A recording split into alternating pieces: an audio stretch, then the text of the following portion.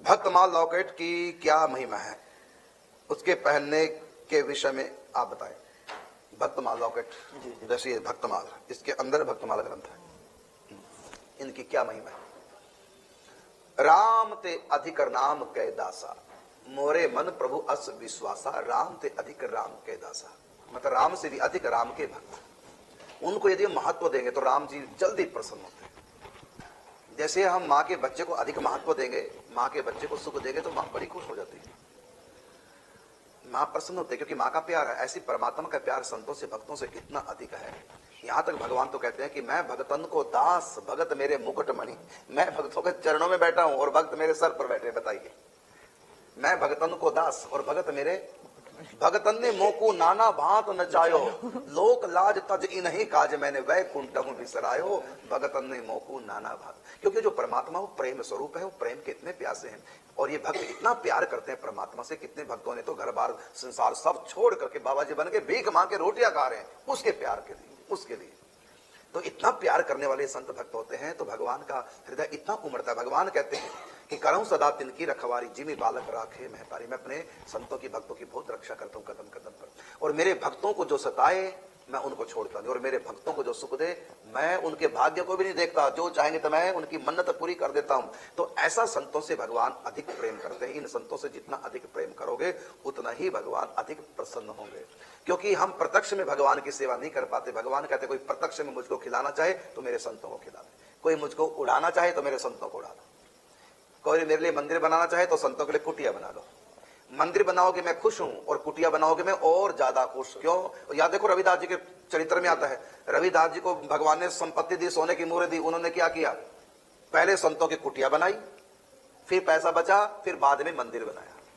बच गया तो बना देंगे, नहीं तो कुटिया है बस, क्योंकि संत ही भगवान के मंदिर हैं। इनके अंदर भगवान की स्थापना है और मैं इनकी सेवा करूंगा। श्री भागवत जी में ठाकुर जी ने इसी भाव को व्यक्त करते हुए कहा, साधवा हृदय मह्यम। बताओ, साधवा मेरा दिल है, मन मेरा प्यार है, प्यार है।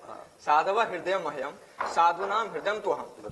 और उन साधुओं का भी दिल मैं हूँ, वो मेरे दिल है, मैं उनका दिल हूँ। और गीता में भी कहा, और मदनियत ते न जानती अहम तेभ्यो मनागपि। मेरे को छोड़कर वो कुछ भी नहीं जानते, किसी को ना मानते ना जानते, जो कुछ करता है मेरे लिए करते हैं। और वैसे ही मैं भी उनको छोड़कर ना कुछ जानता हूँ, ना मानता हूँ, ना कुछ करता हूँ। तो ऐसे प्रेमियों का जब सेवा करेंगे, उनके नाम का जाप करेंगे तो कितने ठाकुर जी खुश। बिल्कुल। तो इसलिए आपने महत्व पूछा कि भक्तमाल लॉकेट की क्या महिमा। तो ये भक्तमाल लॉकेट है, इसके अंदर भक्तमाल है, इसमें ब्रज रज है, इसमें जगन्नाथ जी का प्रसाद है, इसमें राधा कुंड का जल है, इसमें जगन्नाथ जी का जल है, इसके अंदर ठाकुर जी का दिल है ये। हाँ, और फिर दिल बना रखा, फिर ऊपर श्री राधा नाम है, फिर शंख चक्र का चिन्ह है, फिर श्री राधा सर्वेश्वर विजयते, नीचे कमल का पुष्प है, भाजपा का चिन्ह। तो कमल का मतलब कमल जैसे बन के रहो। कमल कीचड़ में रहता है लेकिन कीचड़ को अपने अंदर नहीं रखता। हम इस कीचड़ भरी दुनिया में रहें लेकिन इसको अपने अंदर ना रखें। हम दुनिया में रहे लेकिन दुनिया हम में ना रहे। हम नौका में रहे, नौका पानी में रहे लेकिन पानी नौका में ना रहे। तो इसलिए सबसे नीचे कमल है।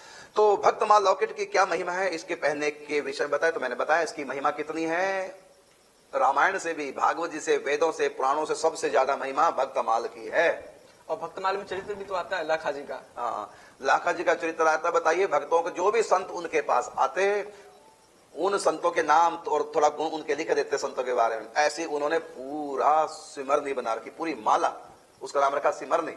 हाँ, और अपने लिए तो बनाई, साथ में जगन्नाथ जी के लिए कि ये संतों के नाम की माला मैं जगन्नाथ जी को पहना। और वो इतने बेताब थे कि वो सामने से चल के बोल गए माला पहले पहनाओ। स्वयं ठाकुर जी ने पालकी भिजवाई लाखा जी के लिए कि जल्दी जाओ। वो आए नहीं, फिर खाली पालकी आई। फिर भगवान ने कहा उनको ये कहना कि जो तुम संतों के नाम की सिमरनी माला लाओ, मुझको पहनाओ, मुझको आज ही पहननी है। इतनी जल्दी भगवान मैंने इतना प्यार संतों से करता है, उसमें संतों का चित्र ऐसी भक्तमाल। आप सुन के हैरान होंगे कि कनक भवन में कनक बिहारी राम जी जब जहां विश्राम कराते हैं, वहां भी 8 कुंजे बने कनक भवन में। तो जो विश्राम कुंज है, जहां रात्रि को सीताराम जी को विश्राम कराते हैं, तो विश्राम कुंज में तकिए के साथ में भक्तमाल ग्रंथ रखते हैं। कभी सीता जी से, कभी सीता जी राम जी से, कभी राम जी सीता जी से। रोज भक्तों का एक चरित्र सुनते हैं, उसके बाद सोते हैं। कितना प्यार करते हैं सीताराम जी अपने भक्तों से कि उनकी बातें करो, मेरे संतों की बातें सुनो। अब की कुछ समय पहले की घटना है कि गोलोकधाम में सब सखियां बैठी और चर्चा आपस में चल रही है संतों की। इस धरती पे जो संत हैं, तो उसमें एक सखी के मन में आया कि मैं इन संतों से जाके मिलूं। तो वो सखी जय अवतार लेती हैं आकर के, और जिसके घर में अवतार लेना था वो सन्यासी बन चुके, Oh God, अच्छा, छेदीमल शुक्ल जी। हाँ, वहां भगवती काली ने दक्षिण मंदिर में वहां काली घाट पर दर्शन दिए उनको, छेदीमल शुक्ल जी को, और कहा कि तुम वापिस जाओ, शादी कराओ, तुम्हारे यहाँ कोई विभूति आने वाली है। तब उनके यहाँ सखी का अवतार हुआ गोलोक धाम से, और सखी का नाम हुआ रुक्मिणी बाई। हम उनसे मिले हैं रुक्मिणी बाई से, गोलोक धाम से अवतार लेके आई थी। किस लिए? संतों को देखने के लिए कि कैसे मृत्यु लोक में रह करके इस प्रीति को कैसे निभा जाते हैं। तो पूज्य राधे बाबा, पूज्य भाई जी, और अपने गोवर्धन में पंडित जी बाबा, बाल कृष्णनाथ जी महाराज, इन सब के पास वो आते थे। सोचिए, भक्तमाल लॉकेट की क्या महिमा है, अपार महिमा है, कोई महिमा गा नहीं सकता। भगवान से भी अधिक संतों की महिमा स्वयं भगवान ने अपने मुख से, बंदऊ महावीर हनुमाना, राम जासु जस आप बखाना। और हनुमान जी का यश स्वयं राम जी अपने मुख से बखान करे, अपने संतों की महिमा। सुन मुनि संतन के गुण कहूं, जिनते मैं उनके बस रहूं। नारद जी ने आज राम जी के पास आकर के कहा कि प्रभु मैं कथा सुनना चाहता हूं आपके मुख से। कौन से अवतार की कथा? कि नहीं, अवतारों की कथा नहीं, वो तो हमसे सुन लो आप जितनी मर्जी, हम दिन रात आपके अवतारों की कथा में रहते हैं, लेकिन हमने महिमा सुनी है आपके संतों की, इसलिए हम आज कथा सुनने सुनाने नहीं आए, आज तो हम आपके संतों की महिमा आपके मुख से सुनने आए। हम भक्तमाल कथा, ये कथा है रामायण के उत्तरकांड, ना सॉरी उसमें अरण्य कांड के लास्ट। हाँ, गुरु जी भक्तमाल का आपने याद, तो वहां पर नारद जी कहते हैं कि हमको संतों के महिमा सुनाओ। हाँ, तो राम जी शुरू करते कैसे कि सुन मुनि संतन के गुण कहूं। हे मुनिराज, अब मैं संतों की महिमा गा रहा हूं, तो सुन मुनि संतन के गुण कहूं, जिनते मैं उनके बस रह। मैं संतों के उन गुणों का बखान कर रहा हूं जिससे मैं उनके बस में हो जाऊं। तो राम जी भी जिनके बस में हैं, अब उनकी क्या महिमा हम आपको गाएं। अब क्या करें, किसी की बड़ाई क्या करें। भारत आजाद हुआ, इसके पीछे किसका हाथ था किसी को नहीं पता, ना आज तक ये बात किताबों में आई, ना पाठ्य पुस्तकों में पढ़ाई गई। महात्मा गांधी परेशान थे, और मदन मोहन राय जी अपने बहुत परेशान थे, इधर सरदार वल्लभ भाई पटेल, ये सब कि कैसे, और कई सदियां बीत गई इस संघर्ष को।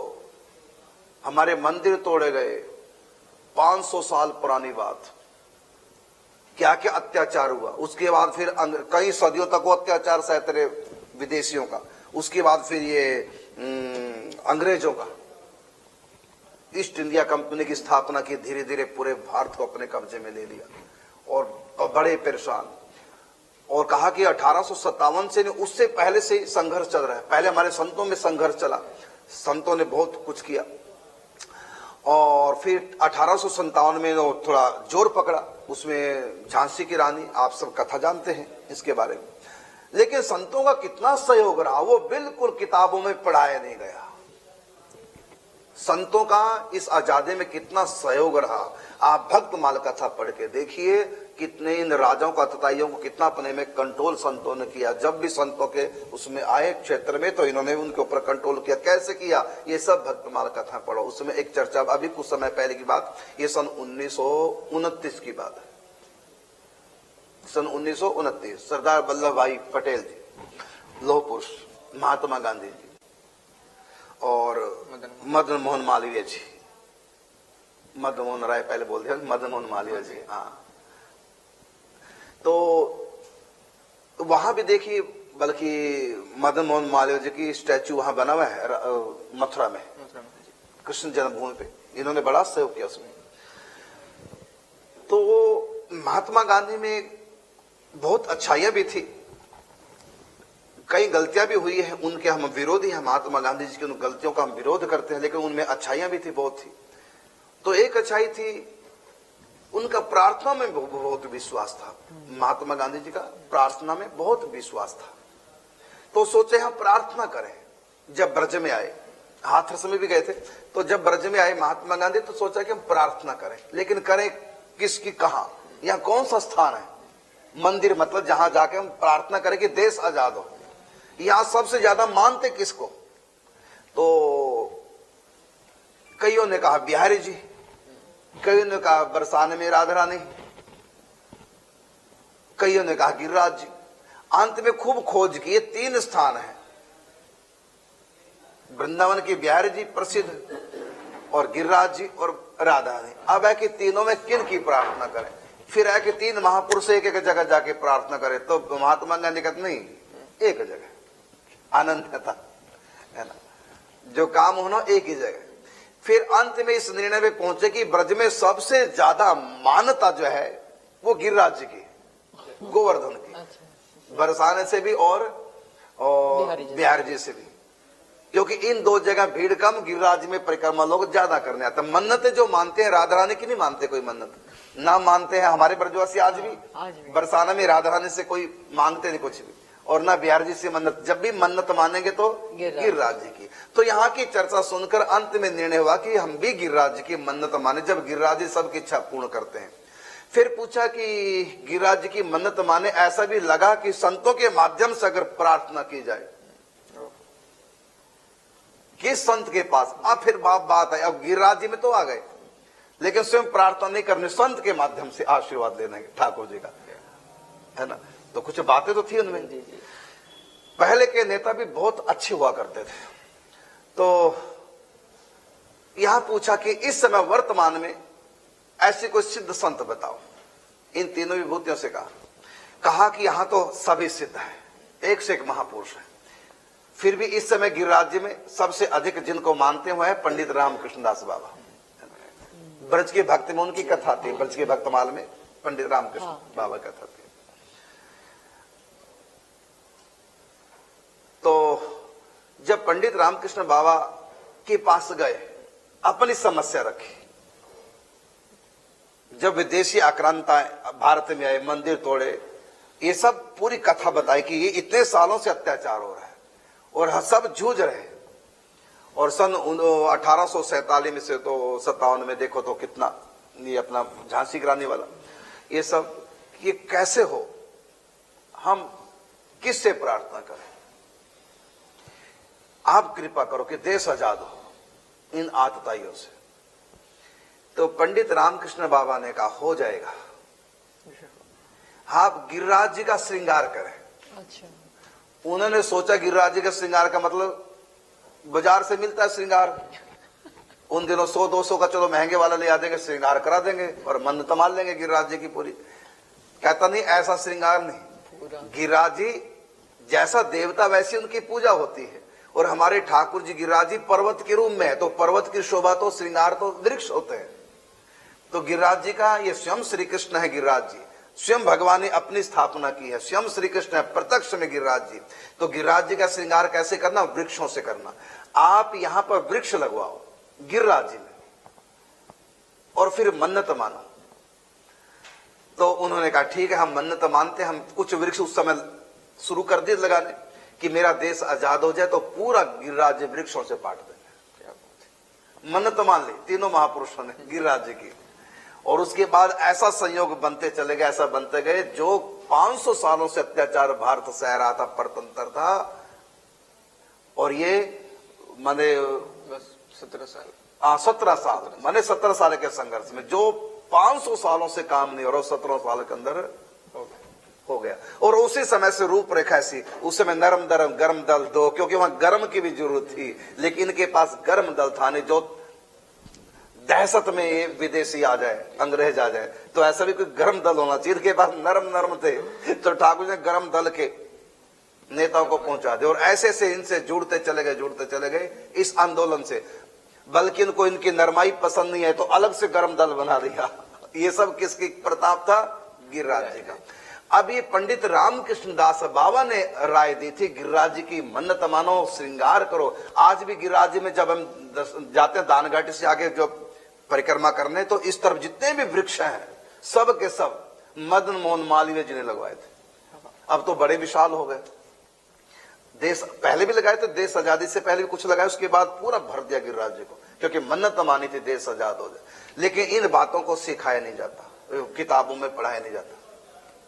मुझको तो दुख होता है, आज मैं कुछ मैंने बातें पढ़ करके समझाओ। स्कूलों की किताबों में अकबर की बातें पढ़ाई जा रही हैं, अकबर महान, औरंगजेब की बातें पढ़ाई जा रही हैं, बाबर की बातें पढ़ाई जा रही हैं, लेकिन गुरु गोविंद सिंह जी का कितना बड़ा हाथ है हिंदुओं की सुरक्षा में, ये हमने अपने स्कूल की किताबों में पढ़ा ही नहीं। सोचिए। और अभी वहां देखिए दिल्ली में Aurangzeb road, Akbar road, Babar road, बताओ ये हमारे नेता वो थे क्या? नायक थे हमारे। ये तो अत्याचार किया उन्होंने हमारे हिंदुओं पर। इनके नाम से रोड है, संतों के नाम से एक रोड नहीं। और इतने बड़े बड़े राजा हमारे राजस्थान के जिन्होंने टक्कर ली है, राणा संग्राम सिंह है एक भी रोड राणा संग्राम सिंह। तो ये देश आजाद होने के बाद भी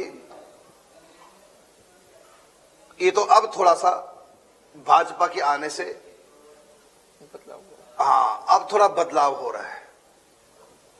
और अब ये दंगे फसाद भी बंद हो गए। हिंदू मुसलमानों में जो झगड़े होते थे भाजपा के आते ही सब बंद हो गए। अब तक क्यों होते थे,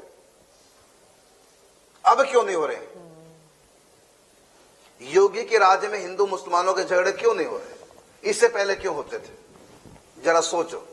इसलिए यदि आप, मैं तो मुसलमानों को भी कहना चाहूंगा, यदि आप बिल्कुल ठीक ठाक रहना चाहते हैं, हिंदुओं को भी कहूंगा, यदि आप बिल्कुल सुमति से प्यार से अगर भारत में रहना चाहते हैं, लड़ाई दंगे फसाद ना परस्पर हो, तो जिनका राज्य इस समय है उन्हीं का रहना चाहिए, आगे भी सहयोग देना चाहिए। योगी के राज्य में उत्तर प्रदेश ऐसा बन गया, यूपी तो ऐसा बदनाम था। यूपी, अरे यूपी के लोग बाहर भी नौकरी सर्विस करने जाए, लोग रखते नहीं थे यूपी के हैं। और अब यूपी का नाम सबसे अच्छा हो गया एक संत के कारण से, योगी के कारण से। एक संत आए थे, मैं 84 को उसका जब पैदल परिभ्रमण कर रहा था, तो एक संत हिमालय से आए थे, तो वो मुझको राजस्थान के क्षेत्र में मिले। तो मैंने उनसे पूछा, बहुत बात चली, तो उनसे पूछा तो आप मथुरा और सब दर्शन करके आए होंगे? तो वो संत बोले मैं यूपी के क्षेत्र में नहीं जाता।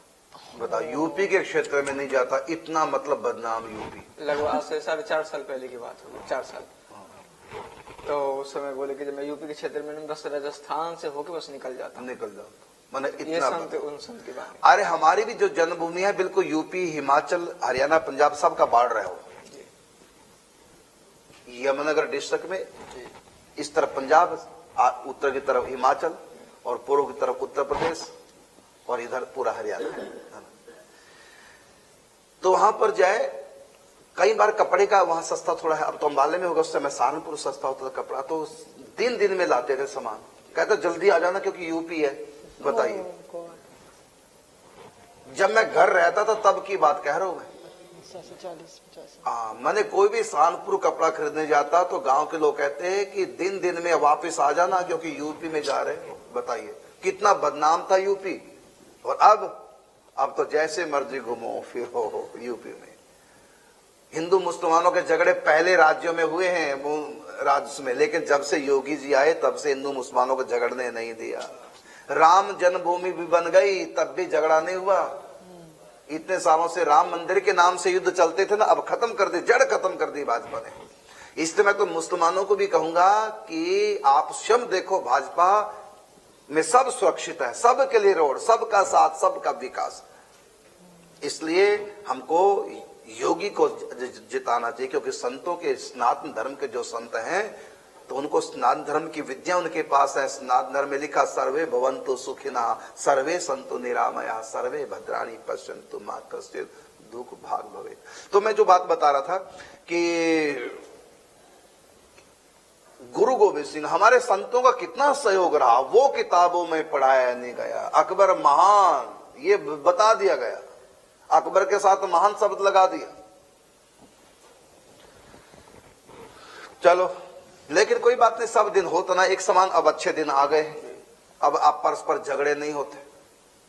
अब तो प्रयागराज, अयोध्या का भी नाम अब मैं कहना चाहूंगा, यदि आप पूरे देश को सुरक्षित चाहते हैं और चाहते हैं कि हमारे देश का नाम पूरे वर्ल्ड में हो और हमारे देश का दबदबा पूरे वर्ल्ड में हो, और ये चाहते हैं यदि आपके हम हिंदू मुसलमान सब इकट्ठे रहे प्यार से, यदि ये चाहते हैं तो भाजपा रहनी चाहिए।